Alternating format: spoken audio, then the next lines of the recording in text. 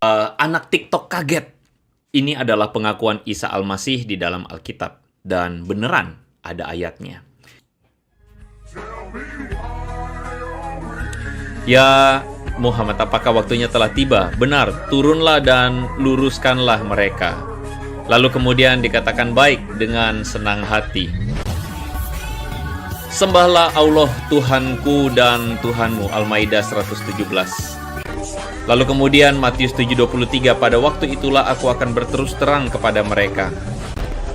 Lalu Matius 7:21, bukan yang memanggilku Tuhan, Tuhan yang akan masuk ke dalam kerajaan sorga. Tidak ada Tuhan selain Allah dan aku Yesus adalah utusannya. Lalu Maryam 30, aku ini seorang hamba yang diberi kitab Injil dan dijadikan sebagai nabi. Apakah Yesus menyebut dirinya hanya sebagai nabi utusan? Ini adalah ayat yang seringkali dipakai, yaitu Yohanes pasal 17 ayat 3.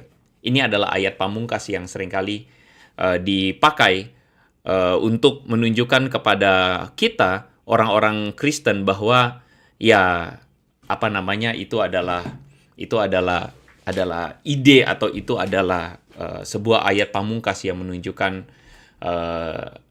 Yesus hanyalah utusan. Kita bahas Yohanes pasal 13, Yohanes pasal 17, ayat yang ketiga. Ini adalah ayat yang seringkali dipakai oleh mereka sebagai ayat pamungkas yang mengatakan Yesus itu cuma utusan Allah. Bahkan dipakai juga oleh Dance Mumek nih ya. Nah, saya akan tunjukkan kepada Anda, ini adalah video yang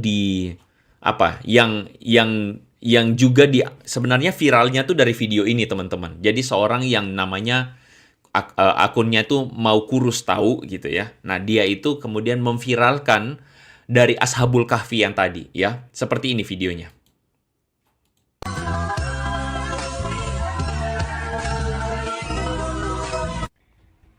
Oke, mari kita cek Yohanes 17 ayat 3. Inilah hidup yang kekal itu, yaitu bahwa mereka mengenal Engkau satu-satunya Allah yang benar dan mengenal Yesus Kristus yang telah Engkau utus. Gitu, dia kaget ya. Inilah hidup yang kekal itu, yaitu bahwa mereka mengenal Engkau sebagai satu-satunya Allah dan mengenal Yesus atau Aku yang Engkau utus ya. Nah, ayat ini menjadi satu ayat, ngomong-ngomong soal TikTok ini, jadi rame ya. Jadi dari Mau Kurus Tahu ini jadi rame, udah 7,2 juta yang saya lihat terakhir. Lalu kemudian merembetlah ke Ashabul Kahfi yang tadi ya. Nah, oke, kita bahas tentang ayat ini. Apakah Yesus beneran cuman utusan Allah? Ayat 3 memang mengatakan inilah hidup yang kekal itu, yaitu bahwa mereka mengenal Engkau satu-satunya Allah Engkau satu-satunya Allah yang benar dan mengenal Yesus Kristus yang telah Engkau utus. Ayat ini memang kalau dilihat sekilas memang gampang sekali dipakai oleh polemikus Muslim untuk mengenal Yesus seakan-akan mengatakan la ilaha illallah. Tidak ada Tuhan selain Allah dan Isa Al-Masih adalah utusan Allah. Seakan-akan kayak begitu ya. Tetapi seringkali mereka tidak mau menunjukkan ayat yang kedua. Ayat yang kedua mengatakan kepada kita, sama seperti Engkau telah memberikan kepadanya, kepada siapa? Yesus, kuasa atas segala yang hidup. Saya mau tanya, manusia siapa yang diberikan kuasa atas segala yang hidup? Saya mau tahu itu. Bahkan manusia dan nabi itu kok dikasih kuasa atas segala yang hidup? Gimana caranya? Lanjut ya. Demikian pula, Yesus, ini Yesus ya, Yesus, akan memberikan hidup yang kekal kepada semua yang telah Engkau, yaitu Allah, berikan kepadanya. Ini Bapa ya, Bapa berikan kepada Yesus. Jadi Yesus itu punya kuasa untuk memberikan hidup yang kekal. Manusia siapa yang punya kuasa untuk memberikan hidup yang kekal? Nah, polemikus Muslim biasanya muncul. Kalau Yesus Tuhan, kenapa kalau begitu Yesus menyebut Allah selalu lebih besar daripada Dia? Kan Tuhan. Tuhan kan harusnya sama. Kenapa menyebut Allah lebih besar? Oke, teman-teman perhatikan di dalam Yohanes 17 ini kan mereka pakai ayatnya ya. Nah, kita lihat di dalam Yohanes pasal 10. Kenapa Yesus menyebut Allah itu lebih besar daripada Dia? Perhatikan ayat 29. Bapakku yang memberikan mereka kepadaku lebih besar daripada siapapun. Oke, ayat 30.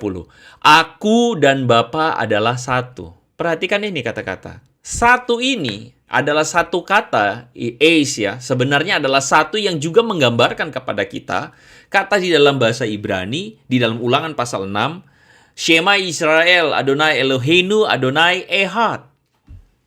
Kata ehad atau kata satu di situ adalah sebuah konsep tentang kesatuan.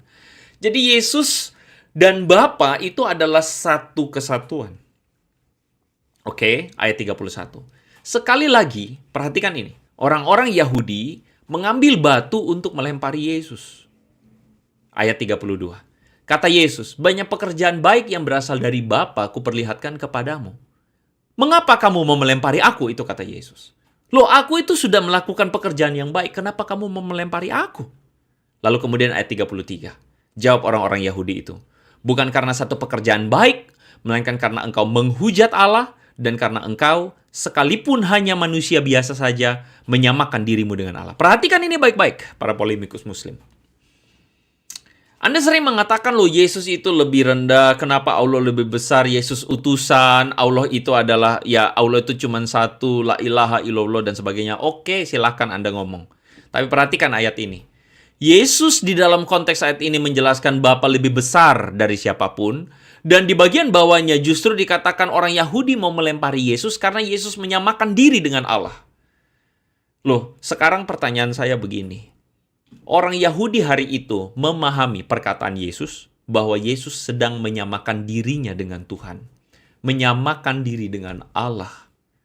Anda itu mau berkelit seperti apa lagi? Jadi kalau Anda mengatakan Yohanes 17 ayat 3 itu, bahwa Yesus itu utusan saja, Anda keliru karena Anda tidak memahami perkataan Yesus. Karena orang Yahudi yang hari itu mendengarkan perkataan Yesus adalah orang Yahudi yang tahu betul bahwa Yesus sedang menyamakan dirinya dengan Allah. Bahkan ayat yang Anda ambil itu dari Yohanes pasal 17 ayat 3. Konteks penulisan dari Injil Yohanes di pasal 20 ayat 31 mengatakan semua yang tercantum di sini telah dicatat untuk apa? Supaya kamu percaya bahwa Yesuslah Mesias anak Allah dan supaya kamu oleh imanmu memperoleh hidup di dalam namanya. Jadi kalau Anda masih mau ngomong Yesus itu utusan, ya udahlah biarkan mereka. Saya menghimbau teman-teman yang Kristen, kalau mereka masih mau ngomong cuap, Yesus itu utusan, Yohanes 17 ayat 3, Anda tahu penjelasannya.